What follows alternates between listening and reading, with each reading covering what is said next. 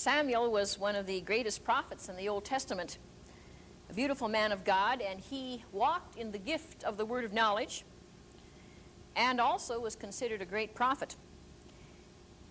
And so we're going to look at his life and ministry as we continue on in the study of the gift of the word of knowledge and the gift of the word of wisdom. I trust that you're anxious to learn more from time to time, and of course we want to be able to reveal as much as we can to you on these gifts as we study these different men and women of God, and as we give you personal illustrations so that we can sort of relate to them on an everyday basis. So let's turn please to 1 Samuel chapter 8, and we'll read verses 1 through to 6.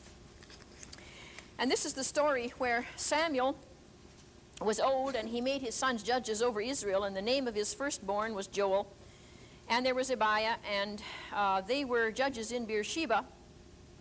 And his sons walked not in his ways, but turned aside after money, took bribes, and perverted judgment. It's a shame that these young men were not godly men, but this is the way they were.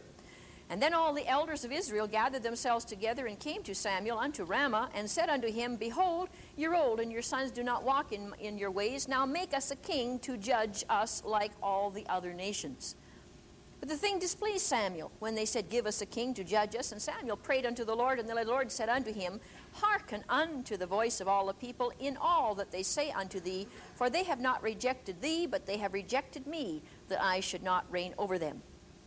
Now according to all the works which they have done since the day that I brought them up out of Egypt, even unto this day, wherewith they have forsaken me and served other gods, so do they also unto thee.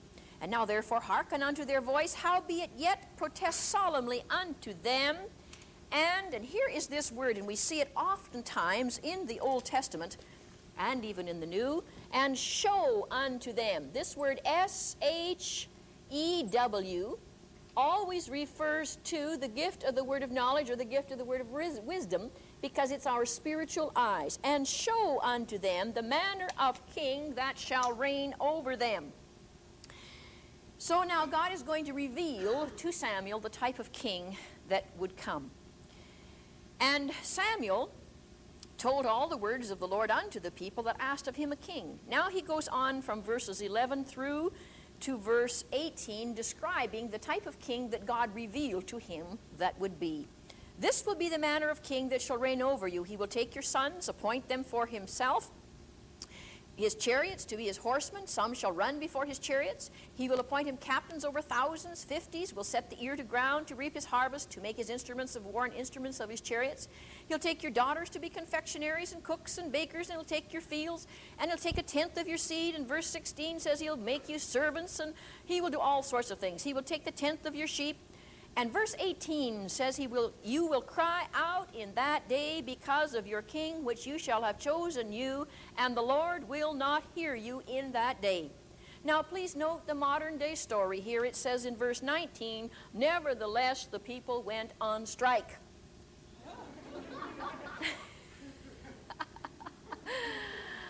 Well, how much more modern can you get? It says they refused to obey. And the voice of the Samuel said unto them, No, but we will have a king over us, that we may be like all the other nations, that our king may judge us and go out before us and fight our battles. And Samuel heard all the words of the people. And I get a kick out of this, verse 21. It says that Samuel rehearsed the words of the people in the ears of the Lord.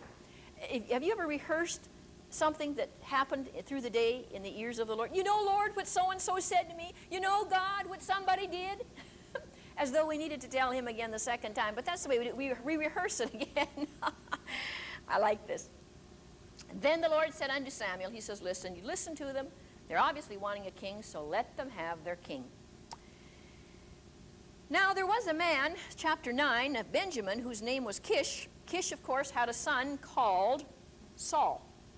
The Bible says, and if you would like to underline verse 2, from the part where it says, from his shoulders and upward, he was higher than any of the people.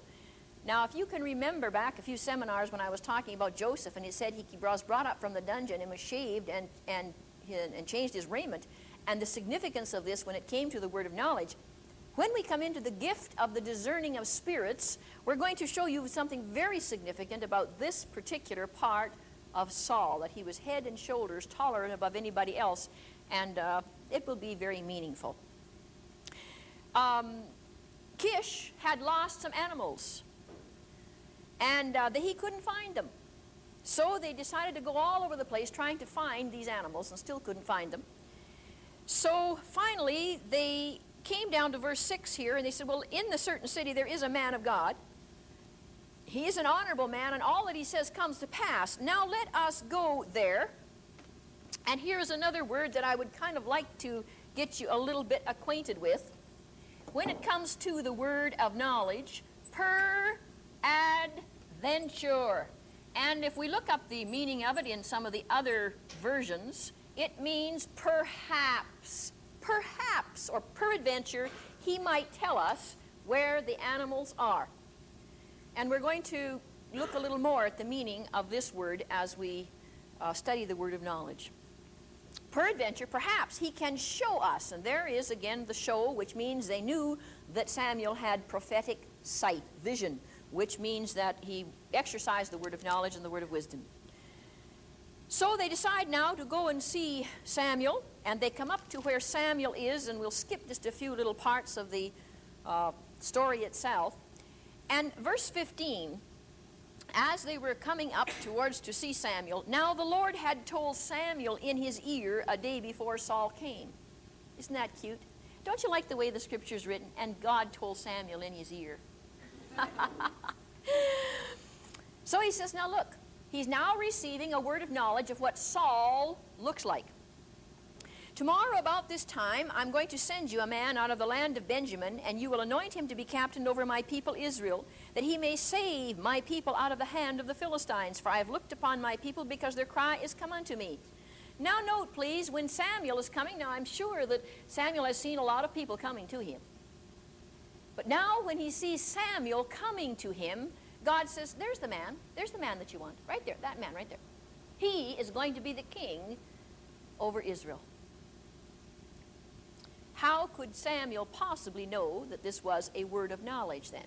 This is a revelation, you see. It is a word of knowledge. It's revealed to him. I think if I could relate to you, some of you have been, I'm sure, in the late, great Catherine Kuhlman's meetings. And she exercised the gift of the word of knowledge and the gift of the word of wisdom. Well, the power gifts of the Spirit. They just flowed in a beautiful manifestation of the presence of God. Way up over there in the balcony, there's 65,000 people in the auditorium.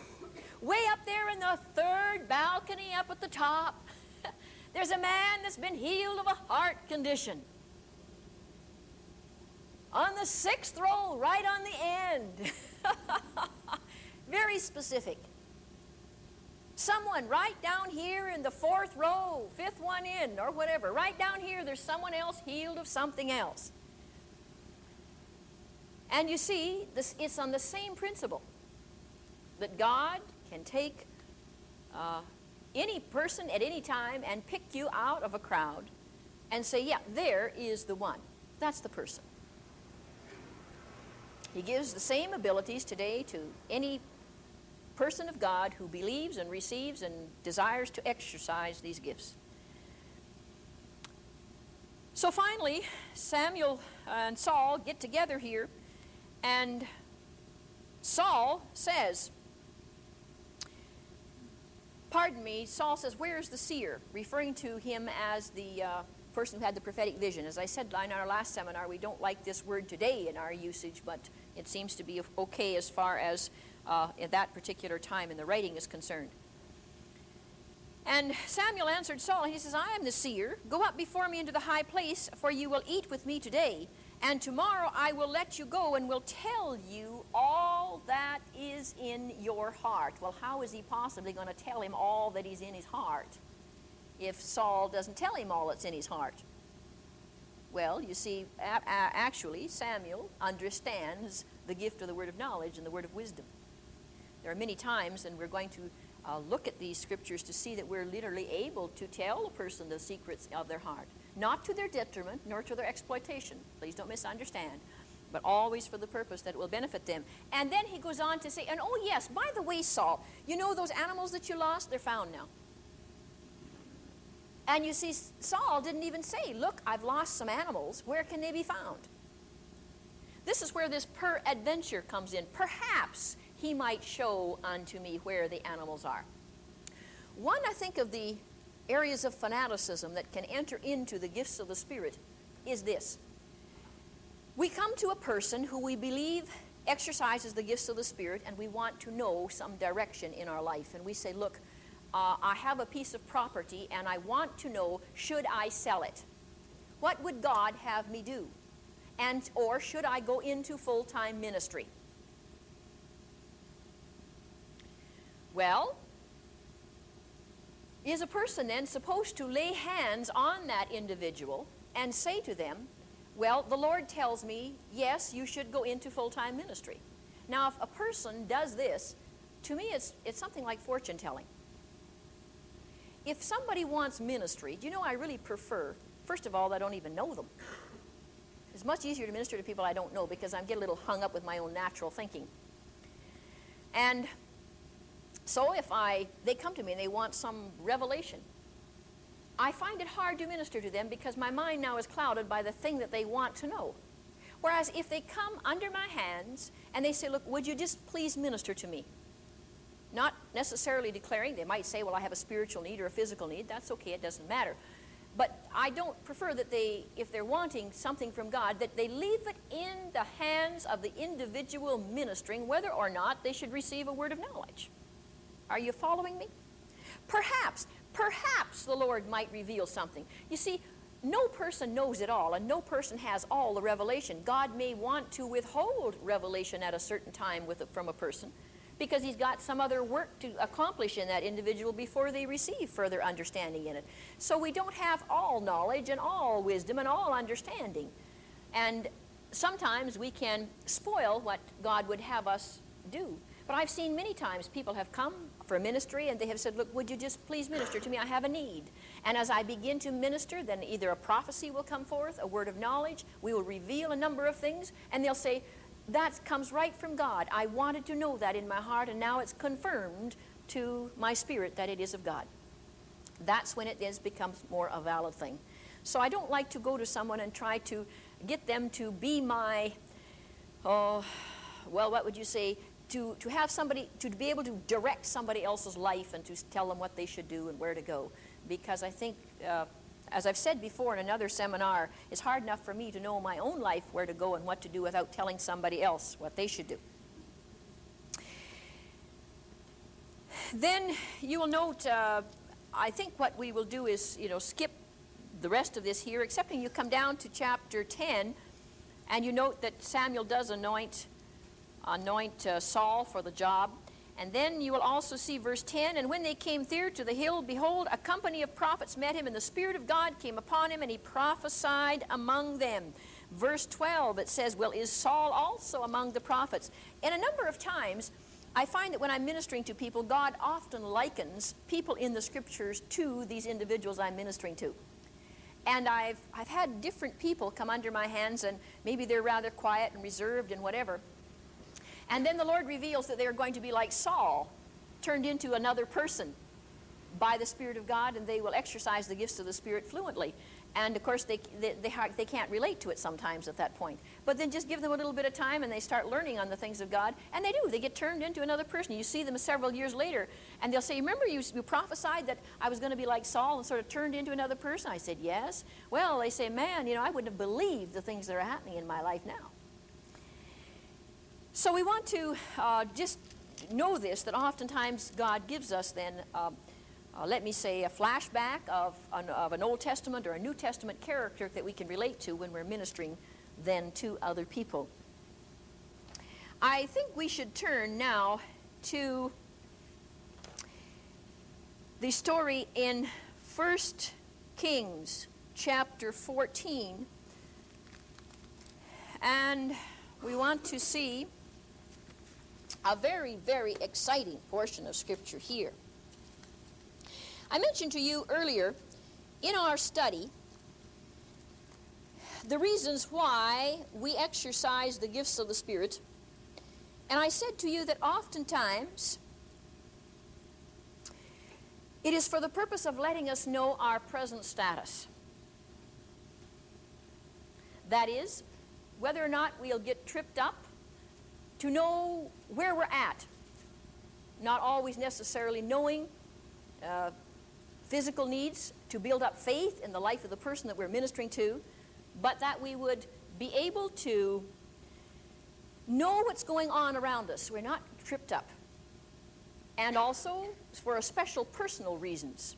I'm going to go into a couple of varieties of these, but let's just first of all read this portion of Scripture in 1 Kings chapter 14. And this will give you the illustration that we're looking for. At that time, Abijah the son of Jeroboam fell sick. And Jeroboam said to his wife, "Arise, I pray thee, and put on your Halloween costume."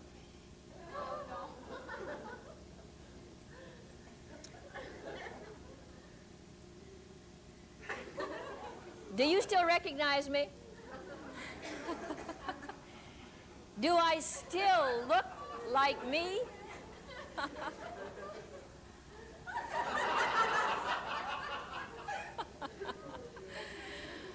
Well, would you recognize me now if I walk down the street? I'll twist my nose like Samantha here. Would you still recognize me? Should I put on some other clothes? That would probably help, wouldn't it? And then you wouldn't recognize me. Well, my Bible tells me that this is exactly here. This is exactly here what this woman did.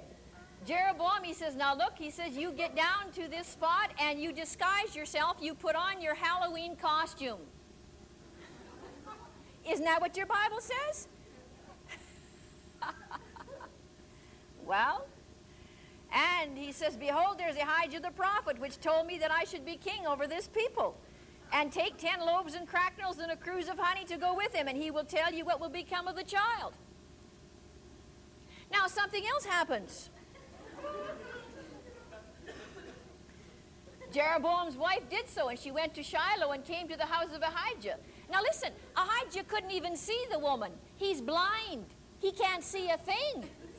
Not a thing. Just a minute, I got something here in my eye.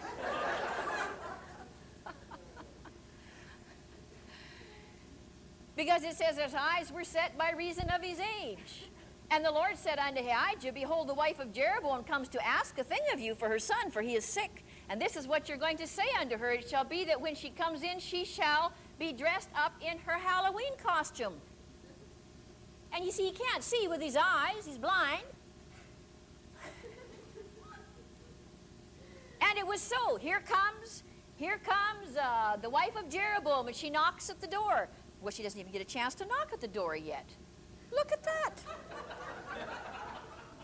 He hears the sound of her feet coming.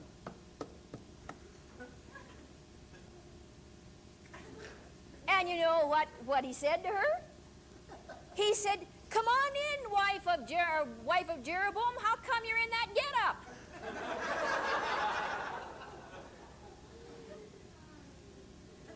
Well, I tell you, about that point, she just about lost her false teeth.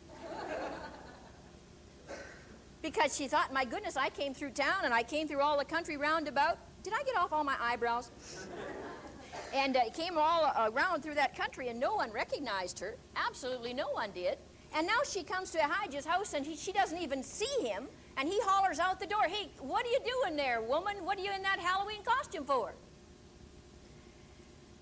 Well, you see, the gift of the word of knowledge is for a special purpose. It's to let you know your present status, right? And this is a very good illustration, one of the best, one of the classic examples of the word of knowledge when he even couldn't even see. Because she was going to try and trip him up. Now, I'm not going to go into the rest of the story there. Would you like to return next time? I'd be more than glad to finish the story for you.